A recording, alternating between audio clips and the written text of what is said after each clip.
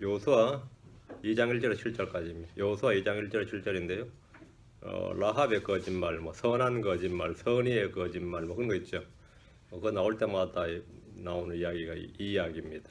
여호수아 2장 1절에서 7절까지인데 여호수아 2장 4절, 여호수아 2장 4절 5절 같이 읽겠습니다. 그 여인이 그 두 사람을 데려다 숨기고 노니 같이 이르되 사람들이 내게 왔었으나 그들이 어디에서 왔는지 나는 알지 못하고 어두워서 성문 닫을 때쯤 되어 그 사람들이 나갔으니 그 사람들이 어디로 갔는지 나는 알지 못하노라. 급히 그들을 죽여가라. 너희가 그들을 따라잡으리라 하니라. 어쩔 수 없이 한 거짓말이보다는 좀 적극적인 거짓말이죠. 이 라합이 뭐 생명 위협을 받는다든가 고문을 받는다든가 뭐 이런 식으로 어쩔 수 없이 정말 거짓말한 게 아니라 5절 같은 거 막 지어내잖아요. 그냥 가만히 있어도 될 말 정도인데 이제 그를 추격하라 이러면서는 굉장히 적극적으로 이 거짓말을 하는 그런 장면이에요. 이 라합의 거짓말인데 이게 성경적으로 맞냐, 정당하긴 하냐, 뭐 이런 거예요. 이런 거짓말 해도 되느냐, 안 해도 되느냐, 뭐 이런 식입니다. 잠깐 기도합시다. 은혜로운 주 안에 감사합니다. 함께 기도고 힘을 내주시고 복을 주실 간구합니다. 주영을 충만케 하시고 은혜 베풀어 주셔서 주님께서 저희를 복 주시고 또 하나님의 말씀 풍성하게 허락해 주시고 이 세상 살아가는 모든 날들 동안 주님을 목표로, 주님을 기준으로, 주님의 모든 것에 가치 기준으로 판단의 근거로 삼게 하시고 주의 판단의 법도를 저희 가운데 허락해 주셔서 저희가 선하고 옳고 경건하게 또 믿음으로 살아갈 수 있도록 복을 허락해 주시길 간구합니다. 말씀 선포할 때 기름 부어 주시고 듣는 모든 혼들에도 은혜를 베풀어 주십시오. 감사드리며 주의 이름 기도합니다. 아멘. 오늘은 라합의 거짓말이라는 제목으로 이 선의의 거짓말이 성경에서 허용되는가, 또 우리는 어떤 경우에도 참과 진실만을 말해야 되는가, 뭐 이런 약간의 철학적인 질문과 또 이 현실적인 우리 현실에 늘 겪는 일들이니까 이 질문과 답변을 좀 얻고자 합니다. 라합은 신약 성경에서 그 첫 장에 그 이름이 나오는 유명한 여인입니다.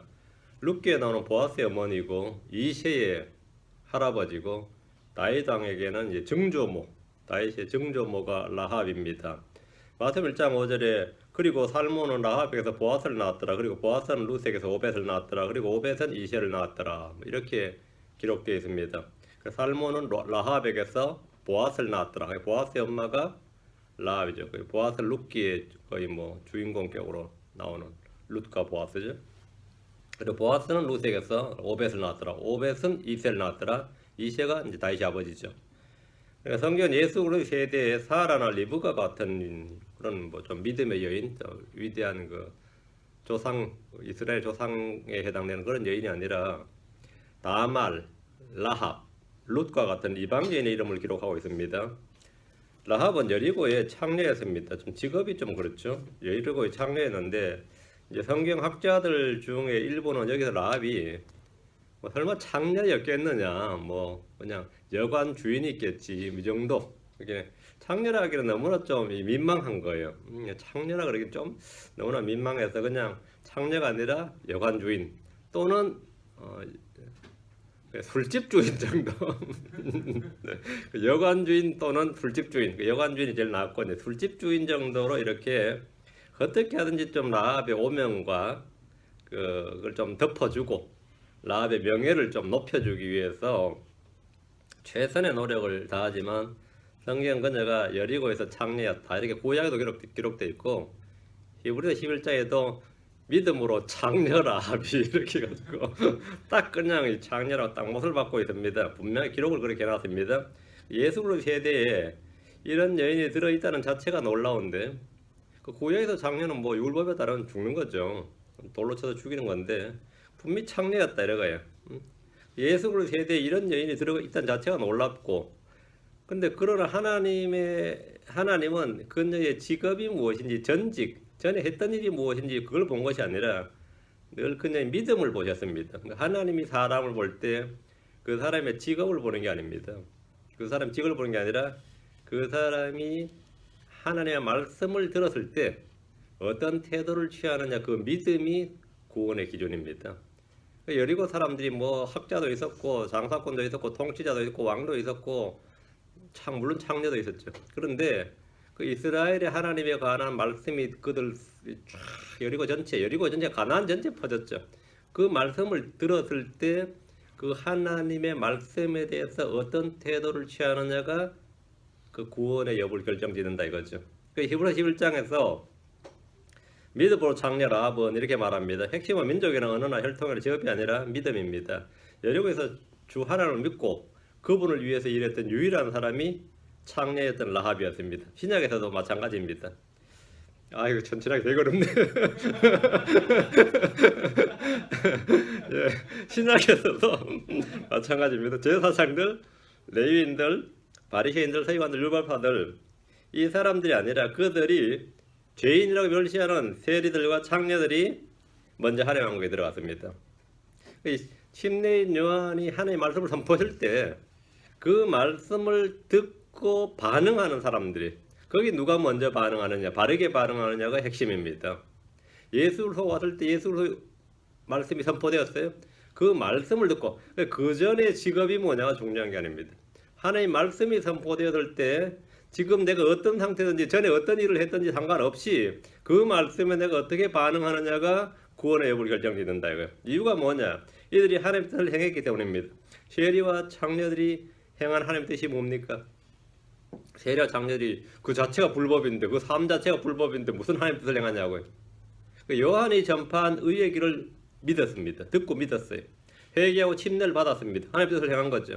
주 예수를 믿었습니다. 그게 아버지의 뜻을 향한 겁니다. 마태복음 21장 31절 32절에 그들 중에 누가 자기 아버지의 뜻을 향하였느냐 하시며 그들이 그분께 이르되 첫째 아들이라거늘 예수님께서 그들에게 이르시되 진실로 내가 너희에게 이르노니 세리들과 창녀들이 너희보다 먼저 하나님 왕국에 들어가느니라. 요한이 의의 길로 너희에게 왔어도 너희는 그를 믿지 아니하였으나 세리들과 창녀들은 그를 믿었으며 세리들과 창녀들은 그를 믿었으며 이게 핵심이 직업이 뭐냐가 중요한 게 아니라 믿었느냐 안 믿었냐. 세리들과 창녀들은 그를 믿었으며 너희는 그것을 보고도 그 뒤에 뜻을 돌이켜 그를 믿으려 하지 아니하였느니라. 신약에서 세리들과 창녀들이 믿음으로 먼저 하나님의 왕국에 들어갔듯이 구약에서 그런 선구적인 예가 창녀 라합입니다. 그녀는 믿음으로 마음으로 믿었을 뿐 아니라 믿음의 행위를 보여줌으로써 의롭게 된 사람입니다. 오늘은 2장 1절에서 7절까지 짧은 본문 속에서 위대한 주제가 하나 나옵니다. 성도는 언제 거짓말을 해도 되는가? 해도 돼요? 성도는 언제 거짓말을 해도 되는가? 또 나의 거짓말의 결과가 하나님의 영광이 될 때 아니면 교회의 유익이 될 때 나는 죄인인가? 또 선의의 거짓말은 성경에 허용되는가? 이런 문제입니다. 이는 많이들이 자주 묻기도 하고 논쟁도 하는 그런 주제 중에 하나입니다. 어떤 목사님이 저한테 이걸 답을 해달라고 했는데 그냥 설교로 하겠다고 했다. 성경 어렵고 거룩하고 신실함이 순수한 하나님의 말씀이지만 그 속에는 거짓이라는 단어가 엄청나게 많이 나옵니다. 거짓 증언, 거짓 소문, 거짓말, 거짓 맹세, 거짓된 것, 거짓 입술, 거짓된 길, 거짓 그리스도, 거짓 사역자, 거짓 유대인, 거짓된 사람, 거짓 대언자, 거짓 교사, 거짓 사도. 뭐 거짓이란 말 갖다 붙이면 뭐 아닌 게 없는 거짓이란 말이 엄청나게 많이 나옵니다. 성경에 따르면 하나님을 참되시는 사람은 모두 다 거짓말쟁이니라. Every man a liar. Let God be true. Every man a liar. 이랬습니다. 로마 3장 4절에 결코 그럴 수 없느니라. 참으로 하나님은 진실하시되 하나님은 truth. 하나님 진실하시되 사람은 다 거짓말쟁이니라. 다 every man. 다 거짓말쟁이라 할지어다. 예외가 없습니다. 믿음의 아버지라 불리는 아브라함은 자기 아내 사라를 누이라고 속였습니다. 그의 독생자 이삭 역시 자기 아내를 누이라고 거짓말했습니다. 이스라엘의 위대한 왕이요 대언자인 다윗은 내가 황급히 이르기를 모든 사람은 거짓말쟁이라 하였도다. 다윗도 뭐 인정하지 않을 수 없는 거예요. 뭐 시간 끌고 생각해 볼 것도 없었다. 내가 황급히 이르기를 모든 사람은 거짓말쟁이라. 이거 생각해 볼 필요도 없는 그런 쉽고 간단한 주제다. 내가 황급히 이르기를 모든 사람은 거짓말쟁이라. 누구나 인정하듯이 모든 사람은 다 거짓말쟁이입니다. 단 한 사람의 예외도 없습니다. 직업이나 신분이나 지위나 학문이나 종교나 피부색에 관계없이 사람은 다 거짓말쟁이입니다. 시편 62편 9절에 참으로 지위가 낮은 자들은 헛되며 지위가 높은 자들은 거짓되니 저울에 달면 그들을 다 더해도 허무보다 더 가볍도다. 지위가 낮은 자 low degree입니다. 지위가 높은 자 high degree입니다. 여러분이 뭐 닥터니 메스터니 닥터니 포스트 그레듀에이트 포스트 닥터니 다 소용없습니다. 다 거짓말쟁입니다. 얼마나 거짓말을 이제 눈치 못 채게 잘할 수 있느냐 그게 이제 학위가 높은 사람들이. 학위가 높은 사람들은 말을 어렵게 해가지고 그 거짓말을 그냥 남들이 모르게 하는 거죠. 반박 못하게 하는 겁니다. 셰리들이나 창녀들이 바리새인이나 서기관들보다 더 거짓말을 잘한 것이 아닙니다. 일상 노동자들이 사회 고위층 인사들보다 더 거짓된 것이 아닙니다. 사람은 모두 다 거짓말쟁이입니다. 이유는 사람의 마음은 모든 것보다 거짓되고 극도로 사악하기 때문입니다. 예레미야 17장 9절에 마음은 모든 것보다 거짓되고 극도로 사악하니 누가 그것을 알 수 있으리요. 마음은 모든 것보다 거짓되고 극도로 사악하니. 성경 우리가 잘 아는 몇 개 유명한 거짓말이 있습니다. 아합을 죽이기 위해서 천사들 중에 하나가 거짓말하는 영이 되어서 아합의 대언자들 입에서 거짓말을 했습니다. 그 결과 아합은 전쟁에 나와서 죽었습니다. 그래서 아합을 하나님께 속은 사람 이렇게 말. 아합을 하나님께 속은 사람. 하나님은 거짓말하지 않는 분인데 하나님께서 거짓말을 사용해서 거짓된 사람들을 심판하십니다. 하나님께서는 강력한 미혹과 거짓말을 보내신다. 데살로니가후서 분명히 강력한 strong delusion, 강력한 미혹과 거짓말을 보내셔서 진리를 사랑하지 않고 진리 믿지 않는 자들이 뭐죠? 거짓을 보내서 그들을 속게 하신다. 아합이 그런 사람이었습니다. 이건 엄청난 말입니다. 저 사람이 영웅인 줄 알았더니 사실은 엉망이었죠. 그런 케이스는 뭐 이 세상에도 허다합니다. 아합도 그랬고 뭐 파라오도 그랬고 예. 사람들의 인기 좋다고 해서 그것이 그 사람은 백성들이 속은 거죠. 나치 때 뭐 독일 사람들 그 이성적이란 독일 사람들이 그냥 뭐 집단적으로 그냥 속았어요. 집단적으로. 그 남미 같은데 그 아르헨티나 같은 사람 거기 말이죠. 그 아르헨티나 세계에서 5위 경제 대국이었습니다. 근데 지금 아르헨티나 완전 막갔죠. 10년 만에 막갔습니다. 10년 만에. 그 페론이라는 거 한 사람인데 이 사람이 대통령이 됐대요. 웬만한 대중 가수나 연예인들보다 더 인기 좋은 대통령이었어요. 그러니까 이 락스타 이상의 이 사람 대통령 한번 연다에 서면 락스타 이상의 그 환호를 받은 대통령. 완전히 그 10년 만에 끝장났죠. 뭐 그런 사람 한둘아니야. 왜? 근데 온 국민 다 속는 겁니다. 온 국민 속아요. 뭐 해주겠다잖아요. 그런데 뭐 안 속을 수 있어. 해주겠다는데. 예. 이게 지금 다 먼저 거짓말, 주님께서 스트롱 딜루전을 보내는 거예요. 그럼 다 속는 겁니다. 하나님은 거짓말하지 않으시는데 거짓말로 거짓된 사람들을 심판하시는 것, 그것은 하나님 하신 일입니다. 실제로 베델의 늙은 대언자는 주의 말씀을 전하고 돌아간 하나님의 사람을 속여서 그를 죽게 한 일이 있었습니다. 이 하나님의 사람이 베델에서 말씀을 잘 전하고 나서 여로보암에게죠. 잘 전하고 나서 돌아가는 길에 누구한테 속았냐면 그 베델의 늙은 대언자한테 속았습니다. 그 베델의 늙은 대언자가 자기 자식을 보내가지고 자기 집으로 초청을 한 거예요. 그 상소리 나면서 좀 쉬고 있다가 와서 물도 마시고 내가 대접하는 빵도 먹고 좀 쉬었다 가라고 이렇게 초청을 했는데 열왕기상 13장 18절에 그가 그 사람에게 이르되 나도 그대와 같은 대언자라. 나 가면 안 된다고 하니까 하나님께서 나 돌아가지 말고 물도 마시지 말고 빵도 먹지 말라고 했다고 하니까 주께서 그렇게 말씀하시면 반이 가셔야지. 제가 초청하면 안 되죠. 근데 아니라는 거죠. 천사가 나한테 와서 대접하라고 말했다는 거예요. 거짓말을 쳐버린 거죠. 나도 그대와 같은 대언자라. 나도 그대와 같은 목사라. 나도 선교사라. 나도 부흥사에 본 적이 있다. 나도 그대와 같은 대언자라. 천사가 주의 말씀으로 내게 말하 이르기를. 천사가 주의 말씀으로 내게 말하 이르기를. 그를 내 집으로 데리고 돌아가서 그가 빵을 먹게 하고 물을 마시게 하라 하니라. 그러나 그가 그 사람에게 거짓말을 하였더라. 뒤에 딱 나오잖아요. 그가 그 사람에게 거짓말을 하였더라. 이 사건은 하나님의 대언자였던 사람이 하나님의 사람에게 거짓말을 해서 그가 주의 심판을 받아 죽게 한 사건입니다. 가나안 정복 전쟁 때 기본 거주민들이 여호수아 앞에서 한 거짓말은 그나마 어쨌든 죽지 않고 살아남기 위한 고육지책이었어요. 거짓말로 자기 민족의 생명을 살린 예입니다. 우리는 이를 선하다, 의롭다고 칭찬하지 않습니다. 거짓말해도 좋다고 동의하는 것도 아닙니다. 속기도 하고 쏘기도 하는 것이 사람입니다. 이와는 다르지만 성경에서 유명한 거짓말이 히브리 산파들과 이 지금 라합입니다. 그 히브리 산파들의 거짓말과 라합의 거짓말은 우리가 대체 어떻게 해석해야 되냐 이거죠. 이집트 왕이 히브리 산파들에게 그 시브라와 부하죠. 이름이 시브라와 부하라는 여자한테 히브리인들 낳는 아이가 히브리인들이 낳는 아이가 아들이면 무조건 죽여버리라.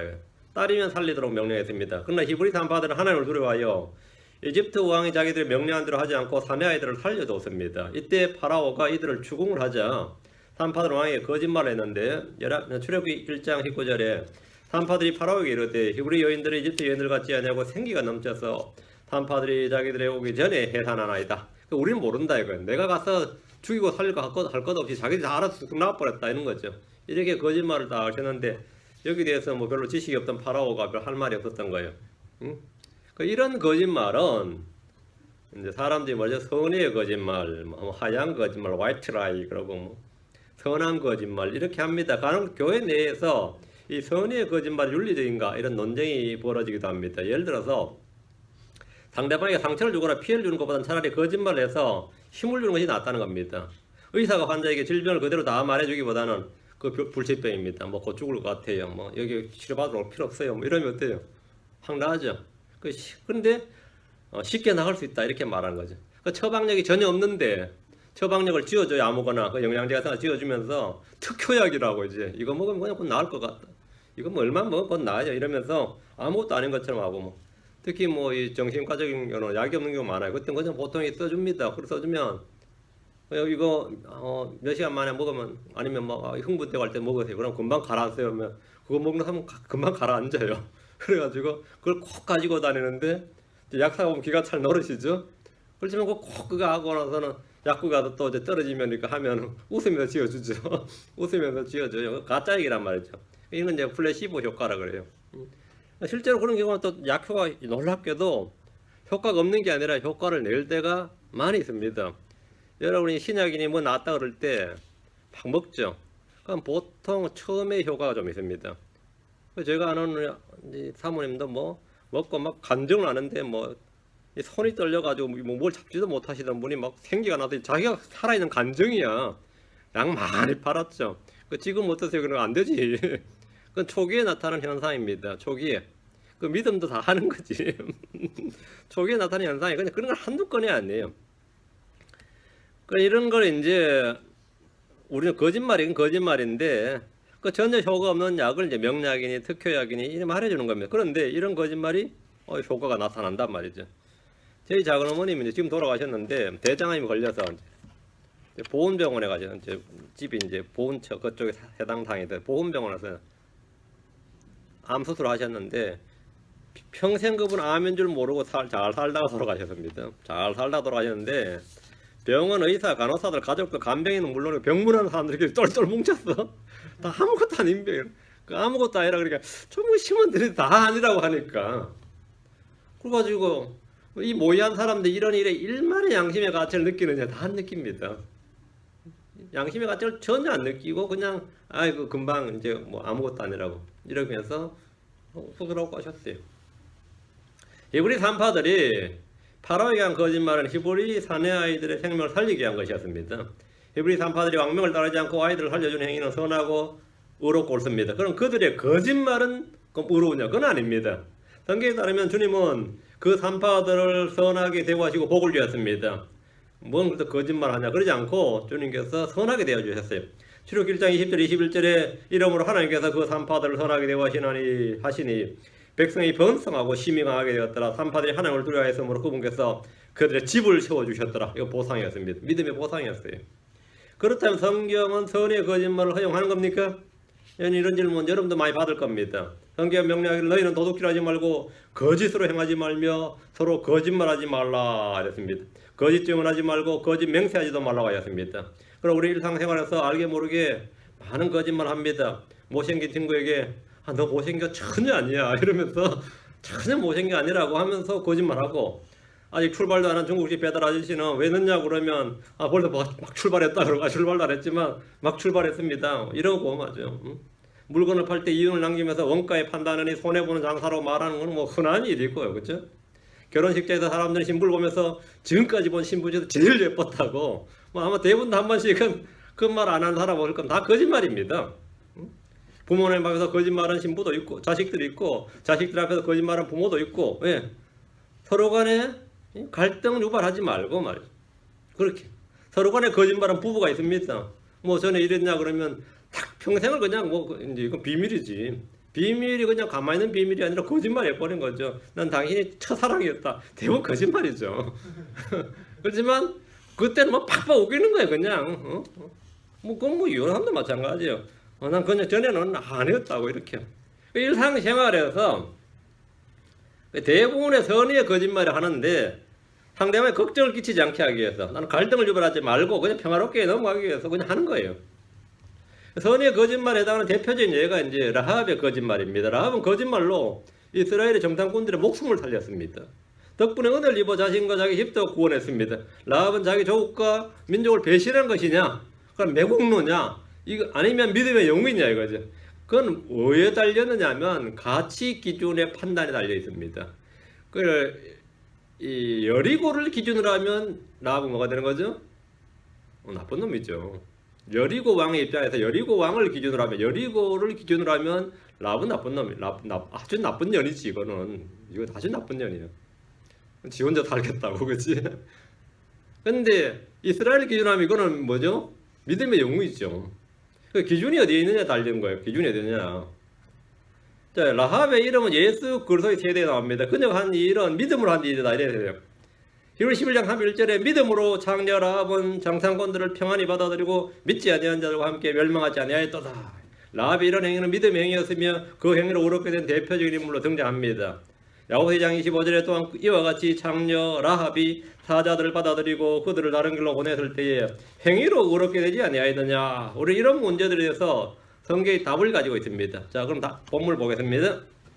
1절 눈의 아들 여호수아가 은밀히 정탐하려고 시팀에서 두 사람을 보내며 이르되 가서 그 땅과 여리고를 엿보라 하매 그들이 가서 라합이라는 이름의 창녀의 집에 들어가 거기서 머물더라. 여호수아는 사흘 뒤에 요르단을 건널 것을 명령한 후에 은밀히 정탐꾼 두 사람을 미리 보냈습니다. 가서 그 땅과 여리고를 엿보라. 전쟁에서 가장 중요한 요소가 정보입니다. 그렇죠? 가장 중요한 게 정보 첩보예요. 지형지물이나 적의 상태를 파악하는 것은 매우 중요합니다. 하지만 여호수아는 이런 일을 할 필요가 전혀 없었습니다. 여리고는 성을 돌 거니까 이런 일 자체가 전혀 필요가 없었어요. 우리는 보는 것으로 걷지 않고 믿음으로 걷습니다. 그러므로 주의 말씀을 믿고 들어가면 됩니다. 정탐꾼들을 보내서 그 땅과 여리고를 엿보는 등의 이런 신자들이 필요치 않습니다. 우리는 성령 아래서 걸어야 됩니다. 여호수아는 전에 모세가 했던 것처럼 12명을 보낸 것이 아니라 2명을 보냈는데 이는 전에 갈렙과 여호수아 두 사람이 믿음에 보고 선한 복을 했던 기억 때문에 여러 명 보내봐야 소용없다. 가장 믿을 만한 악한 복을 하지 않을 만한 사람 2명을 뽑아서 보낸 거예요. 정찰 명령을 받은 두 사람은 여리고에 있는 라합이라는 이름의 장녀의 집에 들어가 거기에 머물렀습니다. 이 간첩들이 첩보 활동을 위해서 이제 정보원들이라고 하죠. 간첩들이 첩보 활동을 하기 위해서 가장 안전한 장소로 여긴 곳이 창녀 라합의 집인데 이곳은 이제 창녀의 집이니 창녀초니까 일반인들이 잘 오지 않는 곳이고 사람들이 이목을 피하기에 좋은 곳입니다. 일반인들 온다 해도 다 자기 얼굴 가리고 오니까 그렇죠. 이들은 잠깐 지나가는 틈에 그 집에 몸을 숨긴 것이 아니라 아예 이 집을 첩보 활동의 아지트로 삼았던 것이 분명합니다. 그들이 가서 라합이라는 이름의 창녀의 집에 들어가 거기 머물더라 했죠. 여호수아의 명을 받고 그 땅과 여리고를 엿보기 위해서 이들은 창녀 라합의 집에 머물렀던 겁니다. 그러나 이곳은 이들에게 안전한 장소가 아니었습니다. 라합의 집은 여리고의 왕이 그녀의 이름을 알 정도로 유명한 집이었습니다. 이 집은 은밀한 장소처럼 보이지만 사실은 여리고에서 가장 먼저 눈에 띄는 집이었습니다. 2절 어떤 이가 여리고 왕에게 고하여 이르되 보소서 오늘 밤에 이스라엘 자손 중에 몇 사람이 지역을 탐지하러 여기로 왔나이다 하거늘 바로 그냥 오자마자 들통이 나버렸죠. 여호수아가 보낸 정탐꾼들이 라합의 집에 머물 때 이미 여리고 왕에게 보고가 들어갔습니다. 여리고의 정보 활동이 정보기관이 만만치 않았던 거예요. 보소서 오늘 밤에 이스라엘 자손 중 몇 사람이 지역을 탐지하러 여기로 왔나이다. 여리고의 정보 체계는 결코 허술하지 않았습니다. 즉각 이들의 침투 사실과 현재 위치가 파악되고 말았습니다. 당시 여리고는 이스라엘의 진군 소식을 알고 있었고 요르단 건너편에서 그들이 진을 치고 있었기에 성문을 굳게 걸어 잠그고 전쟁을 준비하는 상태였습니다. 3절 여리고 왕이 라합에게 사람을 보내 이르되 내게로 와서 내 집에 들어간 사람들을 끌어내라. 그들이 온 지역을 탐지하러 왔느니라. 자, 그러니까 벌써 다 알고 온 거죠. 여기 있다는 것도 알고 온 목적도 알고 다 알고 온 거란 말이에요. 여리고 왕은 라합에게 사람을 보냈습니다. 이미 라합의 집에 와 있다는 사실이 노출된 겁니다. 내게로 와서 내 집에 들어간 사람들을 끌어내라. 그들이 온 지역을 탐지하러 왔느니라. 여리고 왕은 라합의 집에 들어간 사람들을 끌어내러 와 있습니다. 그들은 제대로 정탐도 해보지 못하고 곧바로 잡힐 위기에 놓인 겁니다. 4절 그 여인이 그 두 사람을 데려다가 숨기고는 이같이 이르되 사람들이 내게 왔었으나 그들이 어디서 왔는지 나는 알지 못하였고, 그 여인은 이제 라합은 빨리 사람 숨겨놓고 이제 이렇게 말하는 거예요. 이때 라합은 여리고 왕의 명령을 거부하고 이스라엘 정탐꾼들을 보호하는 일을 했습니다. 라합은 그 두 사람을 데려다가 숨기고는 태연히 거짓말을 한 겁니다. 사람들이 오기는 왔는데 자기는 그들이 어디서 왔는지 몰랐다는 겁니다. 그들이 이스라엘 사람인지 전혀 몰랐다는 거예요. 왔는데 나 이스라엘 사람들인 줄은 몰랐다. 어디서 왔는지 몰랐다. 강 건너편 요르단에서 온 줄은 몰랐다 이 말이에요. 예. 이 말은 당시 히브리 사람들 용모나 표정이나 옷이나 말투 등이 당시 가나안 땅에 사는 사람들과 별로 차이가 없었다. 차이가 나지 않았다는 걸 말해 줍니다. 히브리 사람들은 오늘날 헐리우드의 영화에 나오는 사람들 같이 백인들이 아니었습니다. 백인들이 와서 어디서 왔다 이건 말이 안 됐죠. 자기 다 흑인들인데 백인들이 왔다 나타났는데 어디서 왔는지 모른다, 누군지 모른다 그러면 아예 말 자체가 안 되는 거고요. 그들 이집트 사람들 가나안 원주민들과 같은 얼굴 모양, 같은 피부색의 체형도 비슷한 크기였기 때문에 라합은 이들이 어디서 왔는지 알지 못했다고 할 수 있었던 겁니다. 가나안 사람들은 함의 아들 가나안의 후예들로서 모두 흑인입니다. 그런데 금발에 푸른 눈에 백이 나타났다면 라합이 아무리 배짱이 좋다 그래도 그들이 어디서 왔는지 난 알지 못하였고, 이런 말은 말도 안 되는 거짓말이 되고 맙니다. 이들은 강 저편에서 온 히브리인들이었지만 야곱의 아들들까지만 그 피부색이 달랐고 12족자의 자식들부터 본격적인 혼혈이 시작되었습니다. 12족자는 모두 다 이방인들과 결혼했습니다. 요셉은 이집트 제사장의 딸과 결혼했기 때문에 므낫세와 에브라임은 혼혈이었습니다. 그 이유도 마찬가지입니다. 이스라엘은 혈연 공동체가 아니라 신앙 공동체입니다. 라합은 자기 집에 온 사람도 있지만 그들이 어디서 왔는지 몰랐다고 했는데 이는 그들이 이스라엘 사람들인지 몰랐다고 한 겁니다. 물론 이는 라합의 거짓말입니다. 라합은 바로 알았습니다. 라합의 거짓말이 추격자들에게 먹혀든다는 것은 출애굽한 이스라엘 사람들이나 가나안 사람들이나 외모가 비슷했기 때문입니다. 5절 어두워서 성문을 닫을 때쯤 되어 그 사람들이 나갔으니 그 사람들이 어디로 나갔는지 나는 알지 못하노라. 급히 그들을 추격하라. 너희가 그들을 따라잡으리라 하니라. 라합은 그들이 어디서 왔어? 어디서 성문 닫을 때쯤 되어 나갔다. 이렇게 시각을 말해줬고요. 이 역시 거짓말입니다. 그들을 자기 집에 숨겨놓고 나갔다고 말한 데다가 급히 그들을 추격하라. 너희가 그들을 따라잡으리라. 간지 얼마 안 된다 이거예요. 나간 지 얼마 안 된다 이렇게. 근데 금방 너희들이 지금 추격하면 바로 잡을 수 있다 이렇게. 라합은 위기의 순간에 본능적으로 나오는 이 소극적인 거짓말이나 어쩔 수 없이 하는 거짓말이 아니고 이 적극적으로 거짓말했는데 이왕 하는 거짓말도 블러핑도 세면 셀수록 뭐가 되는 거죠? 좀 더 잘 먹히죠. 이왕 하는 거짓말 그냥 적극적으로 해버린 거예요. 그래서 여리고 왕의 입장에서 보면 간첩보다 더 사악한 이적 행위. 이제 이걸 요즘 한국 사람들이 뭐라 그러냐면 부역자들이라 그래요. 이게 한국 단어로 이 상대방의 이적 행위를 하는 사람의 그걸 돕는 자라면 그 사람의 그걸 돕는 자들이라면 이적 행위죠. 라합은 여리고의 주민이지만 적들은 이스라엘 사람들 돕기에 거짓말한 겁니다. 그럼 참과 거짓, 의와 불의, 선과 악, 이 기준이 뭐냐 이거죠. 이런 오늘날 이 상황윤리, situational ethics라고 그래요. situation ethics, 그 상황윤리라고 그래요. 그런 사람들은 어떤 일이 good and evil, 선과 악은 어떻게 판별하냐면 그때 상황에 따라 다르다. 그 situation, case by case다 이거예요. 그래서 이제 상황윤리에 따른 가치 기준을 평가해야 한다는 주장을 지지하는 구절로 주로 사용됩니다. 참과 거짓이란 절대적인 것이 아니라 그 상황과 그 가치에 따라 평가되어야 된다. 그러니까 거짓말로 누군가의 생명이 살 수 있다면 그 거짓말은 선하다 이거예요. 거짓말로? 그 거짓말이 아니면 그 살인이, 그 도둑질이 나에게 굉장히 유익이 있어요. 그럼 그건 뭐죠? 그 사람은 최소한 나에겐 나쁜 사람이 아닌 거죠. 예를 들어 누가 히틀러를 암살했다 하면 됩시다. 보네퍼 같은 사람 말이에요. 히틀러 암살하려고 그 목사님이었죠. 그 히틀러 암살하려고 굉장히 노력했습니다. 왜? 이 미친 운전수가 지금 군중들 향해 달리고 있다면 누군가 그 운전수를 죽여야 된다. 이런 논리였어요. 운전수를 죽여서 스탑을 시켜야 된다. 만약 성공했다면 어떻게 됐어요? 살인자예요, 영웅이에요. 히틀러를 죽이는데 만약 성공했다면 당시 유럽이나 미국은 그 사람을 살인자가 아니라 영웅이라고 칭찬해야 될 겁니다. 선악의 가치 기준을 이익에 두기 때문입니다. 이익이 되는 쪽이 성공인 거고 목적은 수단을 정당한다 이 말입니다.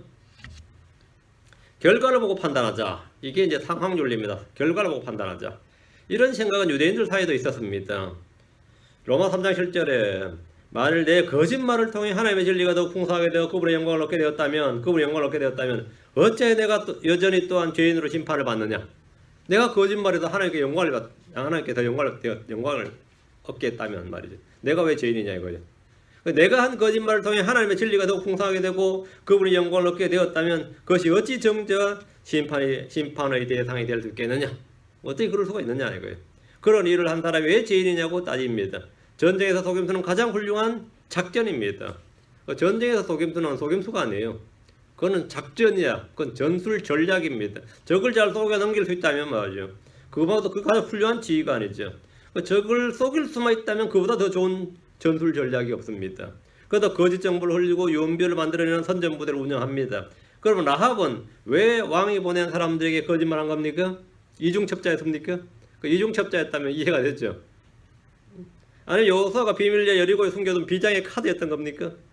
그런 건 아닙니다. 6절 그러나 그녀가 이미 그들을 집의 지붕으로 데리고 올라가 자기가 이미 지붕에 가지런히 쌓아놓은 아마줄기로 그들을 숨겼더라. 라합은 그들을 자기 집의 지붕으로 데리고 올라가서 그 지붕에 쌓아놓은 아마줄기로 그들을 숨겼습니다. 라합은 거짓말로 여리고 왕과 그가 보낸 사람들을 완벽히 따돌렸습니다. 그녀가 한 일은 이스라엘 정탐꾼들을 보호하는 것이었습니다. 사람들이 이런 문제를 볼 때 판단의 가치 기준을 조국이나 민족의 이익이나 자기가 속한 공동체의 이익에 둡니다. 그렇게 하면 라합 행위는 적을 이롭게 하는 악한 행위가 됩니다. 그러나 하나님과의 기준은 언제나 예수 그리스도입니다. 하나님의 기준은 언제나 예수 그리스도다. 영적 생각, 영적 판단, 영적 판단이란 하나님, 주 예수 그리스도를 중심으로 생각하고 판단하는 겁니다. 내가 한국 사람이라 해서 한국의 이익을 위해서 판단하고 이래야 되는 것이 아니라 하나님의 영광을 위해서 생각하고 판단하고 이래야 됩니다. 내가 나의 가족이나 내 자신을 위해서 일하거나 살아가야 되는 것이 아니라 우리 주 예수 그리스도 이름을 위해서 살든지 죽든지 그분을 높이고자 생각하고 판단하고 이래야 됩니다. 그게 크리스천입니다. 오늘날 교회 목사들이 이 선거철이 다가오다 보니까 자신이 지지하는 정당이나 지도자를 위해 설교하고 설득하려는 이들이 많습니다. 교회마다 보면 은근히 그런 게 있죠. 자기가 자기 영광과 자기가 원하는 것을 추구하면서 그것이 하나님의 편에서 일하는 것인 줄로 생각하고 판단해버린 겁니다. 정당화되는 거죠. 이 중국의 유명한 선교사 목사였고 성경 교사로 유명한 사람이 워치만이라는 사람입니다. 중국이 낳은 제대로 된 성경 교사 중에 한 명으로 봐요. 근데 이 형제님이 일본에서 집회를 했는데 하필 일본에서 집회하는 중에 청일전쟁이 터진 거예요. 그 집회 중에 청일전쟁이 터졌으니 참 난감하죠. 중국과 일본과 전쟁이 터졌단 말이죠. 일본 크리스천들은 지금 전쟁 났는데 지금 여기 설교하는 사람이 중국인이에요. 그것도 초청 강사였어요. 당연히 일본에 승리를 위해서 기도를 해야 되는데, 그죠? 중국에도 크리스천들이 그때 많았습니다. 당연히 그 중국 교회는 당연히 중국의 승리를 위해서 기도할 겁니다. 그 당연한 거죠. 그때 이제 강연하던 이 중국의 성경 교사였던 이 사람, 이 워치만이가 일본의 크리스천들 앞에서 우린 중국과 일본이 아니라 하나님의 영광과 하나님의 이름과 하나님의 교회와 예수 그리스도의 지체들을 위해서 기도해야 된다 했습니다. 우리가 일본을 위해서 기도하는 것도 아니고 중국을 위해서 기도하는 것도 아니고 우리는 하나님의 백성으로서 하나님의 영광을 위해서 기도해야 된다. 판단의 기준이 달랐던 겁니다. 판단의 기준이 달랐던 거예요. 내 삶의 기준은 미국도 아니고 한국도 아니고 나의 가족이나 내 자신의 유익이 아닙니다. 내 판단의 기준은. 물론 이건 나한테 이익이 되지. 그렇다고 나한테 이익이 된다고 해서 내게 유익이 된다고 해서 그것이 선하거나 옳은 일은 아니다 이거죠. 내게 나쁜 일이라서 그것이 악한 것도 아닙니다. 하나님이 기준이 되어야 됩니다. 라합은 여리고냐 이스라엘이냐 두고 판단한 것이 아니고 여리고냐 이스라엘이냐 그걸 두고 판단한 것이 아니라 하나님을 의식하고 그분을 위해서 일했습니다. 그런 누군가의 생명을 죽인 것이 아니라 살리기 위해서 일했습니다. 이유는 간단합니다. 라합은 하나님을 믿었기 때문입니다. 라합은 하나님의 존재와 권능을 믿었습니다. 라합은 하나님께서 이집트에서 행한 일을 들었고 믿었습니다. 그런데 그게 끝이 아니었습니다. 라합은 하나님께서 이 땅을 이스라엘에 준다는 사실도 믿었어요. 그것도 듣고 믿었습니다. 라합은 소위 말하는 복음, 우리를 식으로 하면 복음을 두고 다 믿었다 이거예요. 라합은 하나님께서 이 땅을 이스라엘에 주신다는 말씀을 들었고 믿었습니다. 그래서 내가 어떻게 하든 안 하든 상관없이 하나님의 말씀대로 이루어진다 이거. 여리고는 그 내가 뭐 여리고를 위해서 일한다고 해서 이 땅이 이스라엘에게 안 넘어가는 것도 아니고 이 여리고 심판받지 않는 게 아니다 이거죠. 그 기준은 여리고를 위해서 일한다. 그게 아니라 하나님을 위해서요. 하나님을 위해서. 항상 기준이 하나님이었다. 우리가 이 세상에서 기준은 언제나 하나님입니다. 하나님의 영광, 하나님의 왕국, 그분의 의. 그것이 바로 모든 크리스천들의 선택의 기준입니다. 그게 기준이에요. 우리 교회 아닙니다. 우리 교회 아니에요. 이게 우리 교회에 더 유익이다. 하나님에게 더 유익이냐 이거예요. 하나님께 더 유익이냐. 하나님께 그 일이 더 영광이냐. 거기를 두고 판단하라 이거예요. 그 라합은 여리고 왕을 두려워한 것보다 하나님을 훨씬 더 두려워했습니다. 라합은 믿음으로 정탐꾼들을 평안히 영접했습니다. 우리는 언제나 하나님을 기준으로 생각하고 판단하고 이래야 됩니다. 나의 민족, 내가 살고 있는 나라보다 더 중요한 것은 나의 주 예수 그리스도입니다. 나의 이익이나 나의 영광이나 나의 생명이나 나의 가족보다 먼저 구할 것이 하나님의 왕국과 그분의 의입니다. 히브리서 11장 11절에 믿음으로 창녀 라합은 정탐꾼들을 평안히 받아들이고 믿지 아니한 자들과 함께 멸망하지 아니하였도다. 이렇게 해서 믿지 아니하는 자들과 함께 멸망하지 아니하였다. 믿지 않는 자들은 멸망했고 믿는 자는 구원받았다 이 말이죠. 믿음의 여부만 결정하는 거지. 하나님께서는 사람을 믿음의 여부만 보시는 거지 다른 건 전혀 보지 않으셨습니다. 라합은 믿음으로 걸었습니다. 하나님은 여리고 사람들 딱 둘로 분류하고 있습니다. 믿음으로 구원받은 라합과 믿지 아니하여 멸망한 나머지 여리고 사람들 이렇게. 지금도 마찬가지입니다. 예수를 믿음으로 구원받은 사람들과 믿지 아니함으로 멸망한 자들입니다. 이 세상 사람들은 믿지 아니함으로 멸망한 겁니다. 다른 이유가 없습니다. 그 사람이 여리고 사람이서 멸망한 거 아닙니다. 믿지 않아서 멸망한 겁니다. 그 사람이 미국 사람이라서 유럽 사람이라서 러시아 사람이라서 아닙니다. 믿지 않아서 멸망하는 겁니다. 그 사람이 직장이 아니 하는 일이 도박이나 술집이나 창녀나 뭘 했기 때문에 멸망한 게 아닙니다. 복음을 믿지 않아서 멸망한 겁니다. 믿지 않았어. 믿지 아니한 자들과 함께 멸망하지 아니하였도다. 라합은 믿었습니다. 믿었어요. 라합은 믿음으로 걸었고 믿음으로 행했습니다. 자, 라합은 뭘 믿은 겁니까? 9절부터 11절이 라합이 자신이 믿는 하나님에 대한 증언입니다. 이제 다음 시간에 할 건데 라합은 자신이 믿는 하나님에 대해서 이런 증언을 했어요. 라합이 이걸 믿었다 이거예요. 그녀는 주께서 이 땅을 이스라엘에 주신 것을 알았습니다. 그녀는 창세기 성경공부를 하지 않았는지 몰라도 하나님께서 이 땅을 이스라엘에 주셨다. 이 사실을 분명히 알고 있었고 하나님께서 작정하신 일은 이미 이집트에서처럼 계속해서 이루어 나가신다. 이렇게 될 때 나는 하나님 편에 서겠다. 나는 하나님 편에 서겠다. 이것이 라합의 믿음입니다. 7절 그 사람들은 요르단에 이르는 길로 요울까지 그들을 추격하였는데 그들을 추격하는 자들이 나가매 그들이고 성문을 닫았더라. 여리고 왕이 보낸 사람들은 정탐꾼들을 추격하기 위해서 요르단에 이르는 길로 요울까지 그들을 추격했습니다.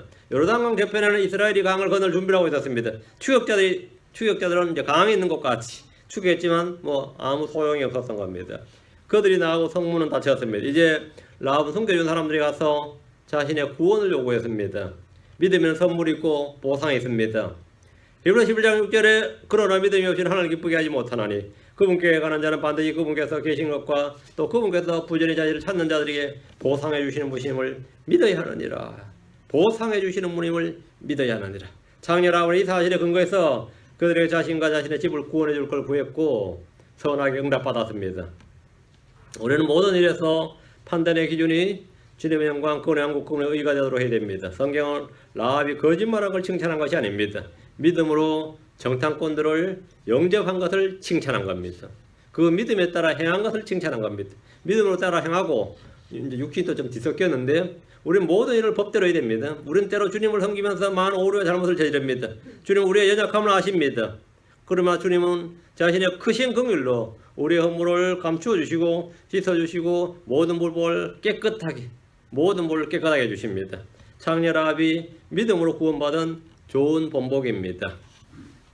오늘 여기까지 하고 다음 편에 계속하겠습니다. 기도합시다. 은혜는 주 안에 감사합니다. 함께 해주시고 오늘 오시고 복을 위해서 오늘 주의 말씀 선포된 말씀들이 모든 성도들 마음속에 깊이 각인되게 하시고 간직되도록 도우실 간구합니다.